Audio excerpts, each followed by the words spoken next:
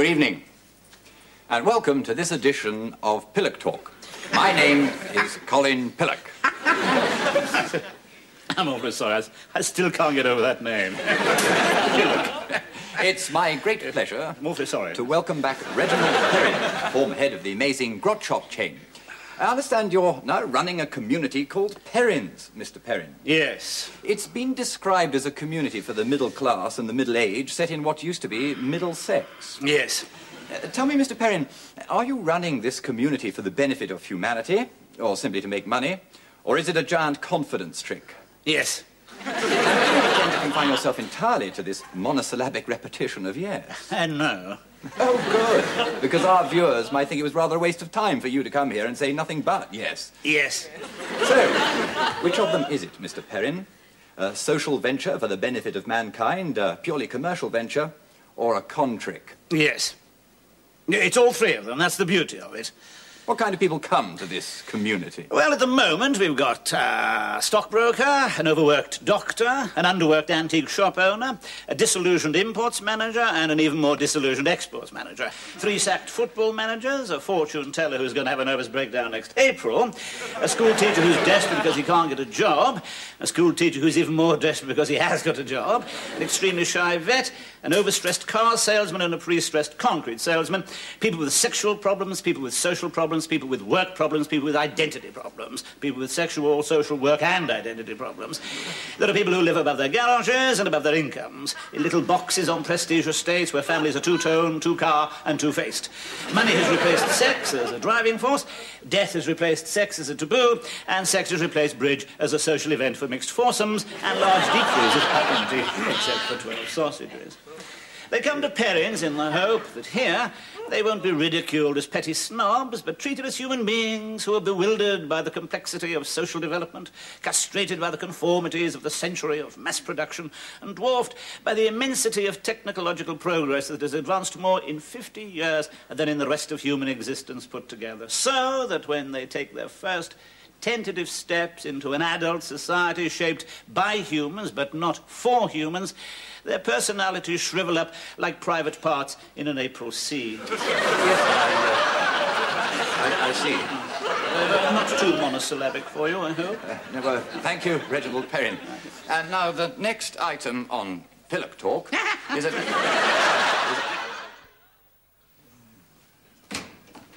22 new arrivals this morning, Reggie. Don't sound so surprised, darling. Your TV appearance must have impressed them. Darling, don't sound so surprised. We fulfill a need. We're a community, but we're respectable and civilised. Yes, we're a kind of therapeutic Cotswolds. Oh, yes, I calculated quite exactly my appeal on television last night, yes. Oh, yes, I should imagine those 22 out there. I know them very, very well indeed. Yes, desperate area reps, disillusioned dentists, menopausal bank managers. Oh, yes. Right, show the first one, will you, darling? Mr. Higgins, would you come this way, please? I'm Glenn Higgins. I'm a mindless lat, ain't I, John? Are you? Oh, hello. I'm a bleeding subhuman moron, right? Are you? Oh, well, good, please sit. Oh, you are. Well, good, hello. Saw you on the telly. I thought that's the place for me. Oh, good, splendid, marvellous. Because I'm moving in the wrong circles, know what I mean? Because all me mates is subhuman, mindless yobbos, right? Well, if you say so, yes. Met a bloke outside, naffing philosopher, right? Yes, we do have a naffing philosopher staying here. Naffing philosophers don't stab the opposition with knives and break all the windows in their coaches, right? Right. Know why, John? Because they ain't subhuman, mindless lads, right? Ah, right. So, I reckon I'll meet the right kind of people here, right? Ah, you think some of their worldliness and sophistication will rub off on you, right? Right. Ah. Bet you're glad to get a bloke like me for a change. Bit of a challenge, right? Oh, right. Yes, right, yes. Yes, bit of a test for the community. Help me, Mr. Perrin. Right. Will you send the next one in, please, Glenn? Yeah. Right. Oh, no, wrong. Oh, good morning. Good morning. I'm Everton Johnson. How do you do, Mr. Johnson? Please, sit down. I saw you on the television last night, and I thought, this is the place for me. Well, what's the problem? It's my job, Mr. Perrin. Yeah. You know, the grinding routine and the blank, empty faces and me shouting at them, trying to be heard above the hubbub. Nobody taking any notice. The futility. Yes, I can imagine. Yes, pass right down the cars, please. Mind the doors. I'm a school teacher. Yeah. excellent. It isn't excellent or good. Not excellent. And I'm a lousy teacher. I hate it. Oh, dear. But can I get myself sacked? Not on your Nelly. They daren't sack a black man. Man, look, I am really bugged with all this prejudice. Help me, Mr. Perrin. Right. Would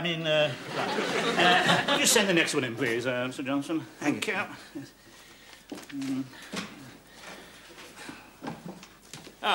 Good morning. Good morning, sir. Please, sit down. Thank you. Down. Your name, sir? Anstruther. Anstruther, A-N-S-T-R-U-T-H-E. Yeah. Yes, right. First name? Clive. Clive Anstruther. Help. Me, Mr. Perrin. Oh, don't worry, Mr. Anstruther, we will. Now, what exactly is the problem? Sucker. Absolute sucker. Always being taken for a ride. Yeah. Dud check going round comes my way every time. Yes, I know the type. Right. Well, we have these little group sessions, you see, where we discuss problems openly, and we'll soon be able to discover exactly why it is you're Anstruther? Clive Anstruther? Clive Lofty Anstruther? Yes. Not the swine who formed a secret right-wing army with Jimmy, then ran off with all the money and the ammo. Yeah. Bad business, on my conscience. All right, I'll come clear. Real reason I'm here, I'm a rotten egg, want to turn over a new leaf. Saw you on the goggle box, thought, Anstruther, you swine, you pimple on mankind's backside. That's the place for you. Ah, jolly good, splendid, marvellous, Lofty. Like to see Jimmy sometime again. Apologise. Not very likely, I suppose. No, quite likely, yes. He works here. Oh, does he? Yes, you'll be able to see him tonight. Oh, good. Splendid. Marvellous. Yes. Next! Hello, Mr. Perrin. My name is Deborah Swaffham. Help me.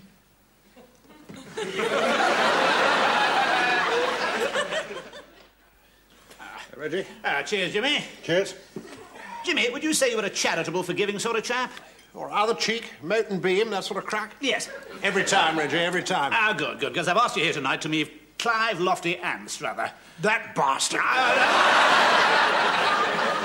Jimmy, faith and trust, moat and beam, other cheek. No, Jimmy. The community faces its greatest challenge, and this is its greatest test to date. This is the big one, Jimmy. This is your Everest and mine. Message received and understood. Got to be nice to him because he's here. Jimmy? Anstruther. What do you have? Large whiskey. Same for Reggie. Bastard. Everest. All right. But just don't expect me to call him Lofty. Well, cheers. Cheers. Cheers. Jimmy, Yes? that business, rifles, money and so forth, rotten show. Oh, well. Water under the bridge, Anstruther. Pretended to be colonel. Wasn't. Never even in army. Oh, well. Can't all be. Funny old world if everyone in army. Nobody to wave goodbye. Not a fighter. Yellow streak. Bad luck. Drew a lousy hand, that's all. All the other babies, 2 hearts, 3 no trumps, that sort of crack. You, no bid. Cock up on character front. Not your fault, you're a lousy, rotten, stinking, yellow, thieving swine. Thanks. Well done, Jimmy. The community has passed its greatest test. Same again. Lofty. Thanks. Jolly good. Well, the world is wending its way to our doors. Super. Look out.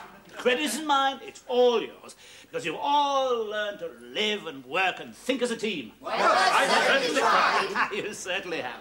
It's been an absolutely amazing success. But new challenges require new ideas. Been thinking, Reggie. As I say, it's been an amazing success. Take fight to opposition. Botchley terrorised by crime wave, set up anti-vandalism squads. Keep streets clear of louts, muggers and subhuman filth. Perrin's peacekeeping force. It's an absolutely splendid idea, Jimmy. Nice smart uniforms, large wooden clubs. Yes? Large wooden clubs? Talk to them, only language they understand. Oh, no, the idea is excellent, Jimmy, but no violence. No violence? No. With you. Good thing, too. I mean, fighting for peace is like making love for virginity. Oh, no. That's a very good idea. We'll certainly try it out. But wooden clubs... Ooh. I have an idea as well. What would you say is the British disease? Strikes. Incompetence. Bronchitis. Homosexuality. Tea breaks. Yes, very good. It's all those, yes, but one other. Self-consciousness. Now, I want this month to be Perrin's anti-self-consciousness month. I want us to teach everybody to behave ridiculously and not to feel ashamed of doing it. All right? Now, has anybody got any totally ridiculous ideas? I've got another idea for taking the aggression out of sport. But unfortunately, it isn't even remotely ridiculous. Oh, come on, tell them what it is. Solo tennis. Playing with oneself. Oh. There you are. Not only is it totally ridiculous, it's absolutely ludicrous. Well done, Tom. Wouldn't you have to keep going the other end to get your balls back? There's a simple solution to that. A load of balls. Absolutely. Well done again, Tom. We'll try that. Out of the mouths of babes and little children. I've got a ridiculous idea, Reggie, to defeat the self-consciousness of the long-distance commuter. As we don't mind what the other people in the compartment think of us, we travel as ordinary commuters, but hold absolutely ridiculous conversations. Ah, what sort of ridiculous conversations do you have in mind, CJ? Well, something simple to get it off the ground. Let me see now, off the top of the head, run it up the flagpole, see if the rats desert a sinking ship. How about ending words with Urgle? Oh, this is absolutely splendid thinking, CJ. Thank you, Urgle. Soup Urgle. Knockout Urgle. Very good. Well, we give it a Urgle. 11 minutes late, Urgle. Tipper Gurgle. Derail rolling struggle at Wimble, I imagine, Urgle. Not a bad morning, Urgle. A bit cold, Urgle. Enough to freeze the burgles off a brass monk, Urgle. Absolutely, Urgle, Glen Urgle. Looks like rain, Urgle. Or even snow, Urgle. I didn't gurgle where I am to Durgle without recognising a Murgle that looks like snow when I see you one. Ah!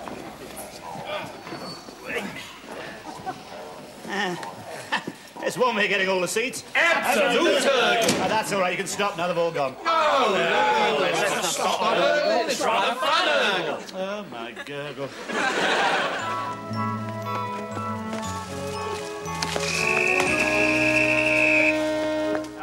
Jimmy. No! You fuck! No. Jimmy, no, I don't think so. No, Reggie? No, don't.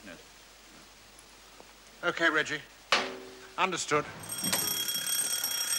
Hello, Reggie. Hello. We're trying to break down self-consciousness about, Sex. Exactly. Yes. We're having a game of sexual just a minute. Ah. Everyone has to speak for 60 seconds about some aspect of, Sex. Exactly. Yes. Without repetition, hesitation, or deviation. Good. Mr. Johnson told us about his first sexual experiences. He was buzzed after 14 seconds for... Repetition. Exactly. Our extremely shy vet was buzzed after 2 seconds for... Hesitation. Exactly. Deborah Swaffham talked about her affair with an electronics engineer in Geneva. He was buzzed straight away for deviation, quite. Exactly. And Glenn managed to speak for a whole minute about... A knee trembler in the back alley in Oxton, didn't I? Exactly. Super. And our police superintendent also spoke for a whole minute about, My missus. Exactly. Super. Yeah, I've got a photograph of her here. She's a dead ringer for Kim Novak. She's... I've been robbed. Someone's nicked 15 quid from my wallet. Are you absolutely sure? Oh, no, I'm sure. No, there's nobody here in the community who would take anything. I lost £10 yesterday. I'm sorry, what was that? I lost £10 yesterday. Well, why didn't you say so? I did, but nobody heard me. You want to call the police?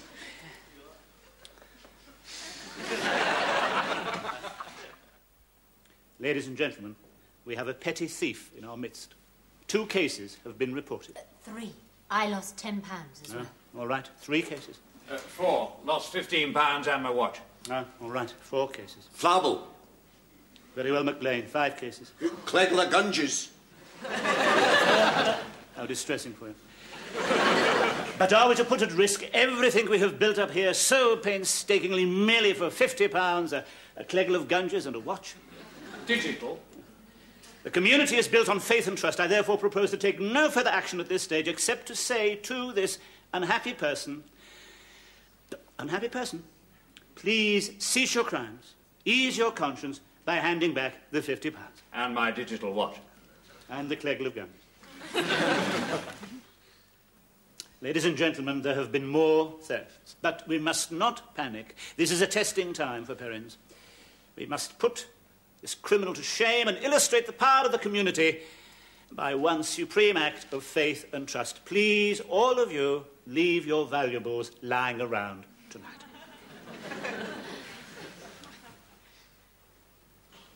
Ladies and gentlemen, last night, £382, 4 watches, 3 rings and 2 bracelets were stolen. Help me nail the sod.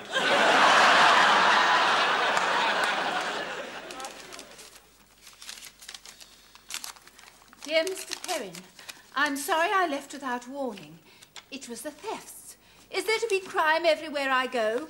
Yours sincerely, Superintendent Potts. Oh, darling, listen, another one. Dear Mr. Perrin, I'm sorry I left without telling you it was the thefts. And also I felt I wasn't conquering my shyness as quickly as I'd hoped. Yours sincerely, A.B. Mewling, brackets, Chivette, brackets. Reggie, I committed those thefts. Oh, darling, why didn't you say so? No, Don't try to find me. No use. Took £1,100, 4 watches, 3 rings, 2 bracelets and Jimmy's medals. Sorry, Clive Lofty Anstruther. P.S. also took the 12 Cleggle of Gunges. Bastard! Ain't guests left because of those Cleggle of Gunges, that long streak of... Reggie, forget it and move on to new triumphs. Yes, you're absolutely right, darling. Let's forget it and move on to new triumphs. Right, let's hit the culture. Score some more with Antony and Cleopatra. And remember, it's anti-self-consciousness month, so let it all hang out. Bash the Bard. He's the kiddie. Oh, could I just ask you one question? How do you think Cleopatra would have kissed? I really don't know. How do you think she would have kissed? Well... Maybe you better show me.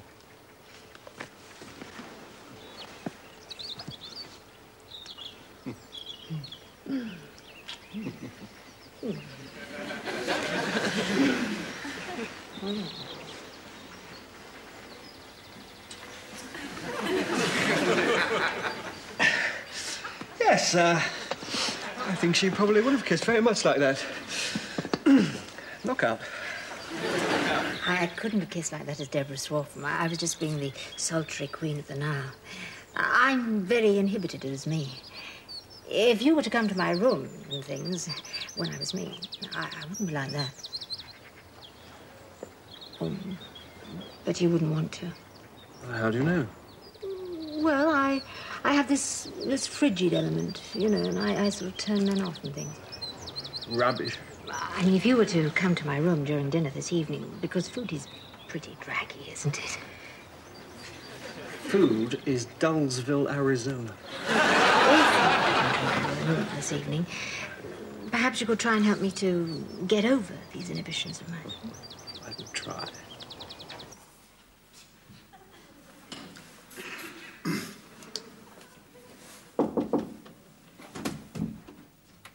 Deborah?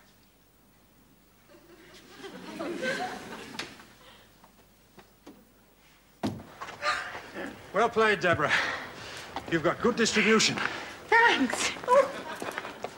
Oh, sorry. I nearly fell over. I'm so sorry. I know that I'm not the sort of girl to turn men on and things. You are.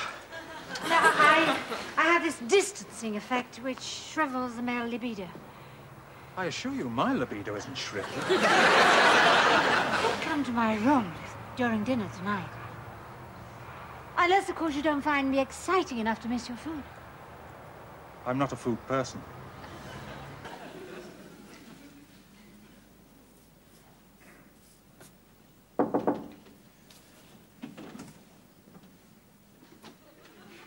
Deborah?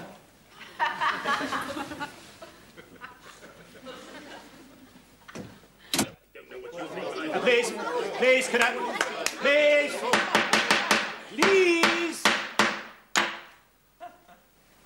Not very long ago, I praised you all in this very room. And, well, not in this very room, in that very room. But now we're in this very room because I'm very cross, and this is a very much better room for being very cross in. Why am I cross? Because there has been a sad decline in morale.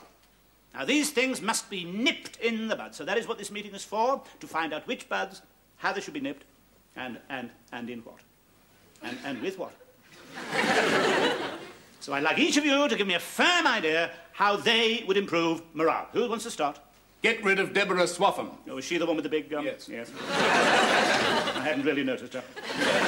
Would you like to give me your reasons, C.J.? Certainly. When I do a job, Reggie, I do it properly. I'm not a man to spoil the ship for a ha'porth of spilt milk. So when one evening Miss Swaffham proposed to me that we should have an extramural role-playing session, I heard the trumpet call of duty, and we had an extramural role-playing session. What roles did you play, C.J.? Mothers and fathers. No mistake, Reggie. I didn't get where I am today by playing mothers and fathers. Still, never mind, out of the mouths of babes and little children. She was playing the mother, by the way. She took off her clothes. It's been a long time, Reggie, and I forgot myself. You forgot yourself? Forgot. She hit me. We dressed in angry silence. Oh, we? So you got undressed as well? She was shy of undressing. She said she had an unsexy body. I said, you haven't seen mine. She said it might help her if she did. She did. It didn't. Well, that just goes to show how we should leave all medical matters like this to the doc. No. She got on the couch. She seemed so tense and vulnerable. I only put my arm round her. Where were you, Doc? Oh, I was on the couch as well. I didn't want to be in an analyst-patient situation. I thought it would be better to be in a patient-patient situation. I'm afraid I forgot myself as well. It's been even longer.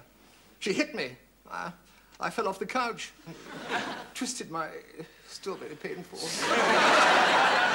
Single to the terminus. What? What? Sorry, must have nodded off. Thought I was on holiday. Malta. Bus ride. Nice old bus is green, instant ticket system. Sorry. Not sleeping well. This business, lofty, taking both my medals. Morale shot to pieces. What's meeting all about? Rather missed that bit. Low morale, Jimmy. Treacherous chap, low morale. Yeah. Depressing sort of code. Absolutely. Now, Doc, can we hear your idea for improving morale, please?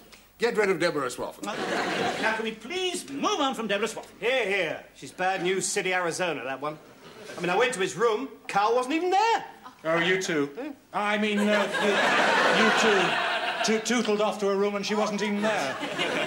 All the time he pretended he was ill and didn't want any dinner. It's pathetic. Oh, so that's why you said you were ill. Not you as well, Tom. My God, Perrin's. It's more like Sodom and Gomorrah. I went to her room to discuss tactics. That's all. Nothing happened. No, she wasn't there, you poor sap. Please up! Now, I've broken my gavel. Symbolic moment. Perrin's is finished. Utopia kaput. Panacea for all mankind. Stuff it. I'm disgusted with you all. Have we nothing better to do than insult one another? Exactly. Out of the mouths of babes and little children. Oh, stop saying that. It's meaningless, you stupid fool. Don't. Is our wonderful community to collapse because of a few petty thefts and a mixed-up woman who makes a fool of all the men? Problems are what we're here to deal with, for goodness sake. Deborah Swaffham should see the sex therapist. It's what he's here for. We must fight back and reveal these setbacks for what they are. Pinpricks. So cheer up. Things could be worse.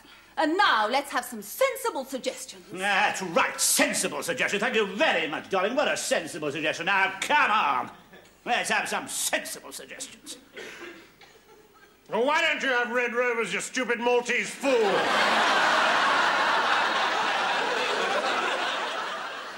Please, try to look on me not as a sex therapist, but as a man. I'll try.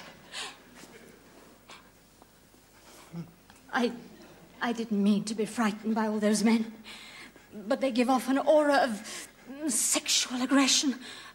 Tony and DJ and things. CJ. Oh, I'm hopeless with names. I don't think I'd be frightened with you.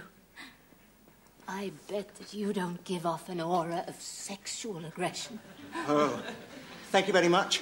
I bet that you are all helpless and inadequate and cuddly and things. Oh, thank you very much. Super. Why don't you come to my room at lunchtime? and teach me not to be frightened. Well, thank you very much, Super.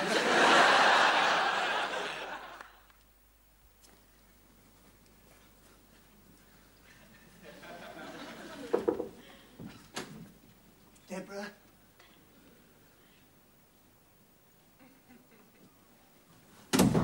Oh, my God!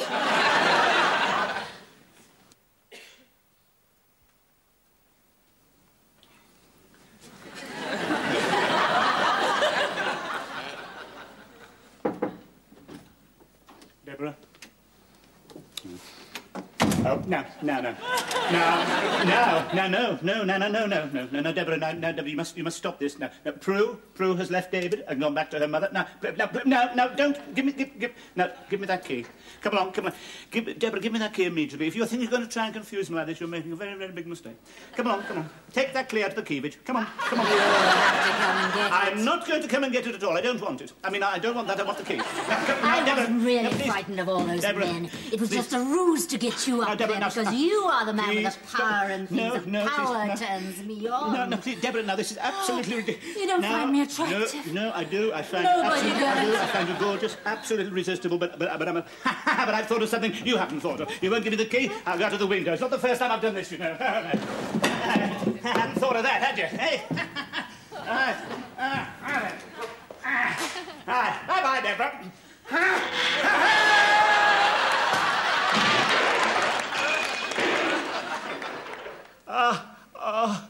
I need a doctor. Well, I am a doctor. No. Faith and trust, Reggie. Where's your faith and trust? You need a doctor. Oh, darling, I'm bruised all over. I'm sure I've broken something.